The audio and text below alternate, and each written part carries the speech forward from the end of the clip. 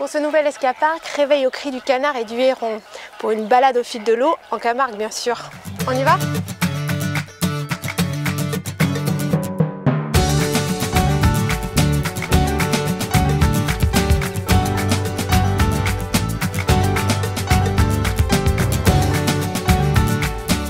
À quelques kilomètres du centre d'Arles, je pose mes bagages au musée de la Camargue.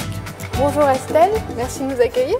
Enchantée. Ici, nous sommes dans la bergerie high-tech, en fait, qui ne le dit pas, mais qui l'est.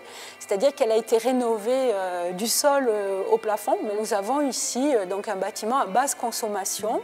Et aujourd'hui, c'est un musée. C'est un musée, donc depuis l'installation du parc naturel régional de Camargue au Mas du Pont de Rousty en 1973, pour expliquer, raconter l'histoire de la Camargue, à la fois aux habitants de la Camargue, mais aussi à tous les visiteurs, expliquer le rôle de l'homme dans l'histoire de la Camargue. On est dans un musée avec cet aspect patrimoine, mais on a aussi un côté plus ludique avec l'interactivité. C'est une vocation du musée depuis son origine, puisque lorsqu'il a été créé en 1977, il a ouvert ses portes en 1978, et en 1979, il a eu le prix européen des musées pour son caractère innovant et interactif.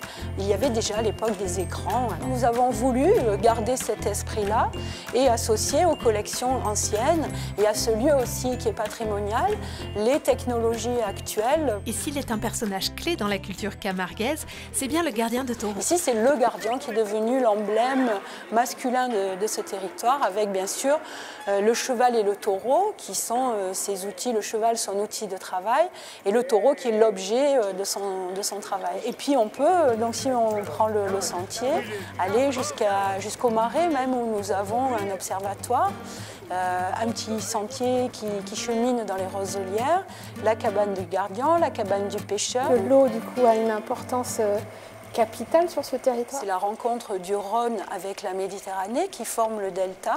Donc l'eau est partout, c'est à la fois une ressource puisqu'elle crée une zone humide très riche, mais en contrepartie, elle impose des contraintes puisque c'est un milieu qui est insalubre puisqu'il n'y a pas d'eau douce, sauf celle du Rhône qui est souvent polluée. Et puis la contrainte de l'inondation. Il était très fréquent de voir les routes qui bordent le Vaccarès emportées par les tempêtes de la mer. En fait, on a une image de la Camargue qui est celle qu'on en a donnée au début du XXe siècle, qui est très axée sur le cheval, le taureau, le côté un peu historique de la Camargue. Mais cette histoire, en fait, elle est très différente si on se replonge dans le XIXe siècle.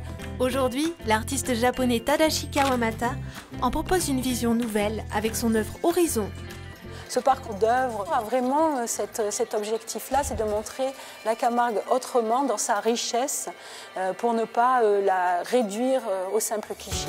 Je vous invite à visiter le musée et prolonger l'expérience sur le sentier pour vous immerger dans le patrimoine camarguais.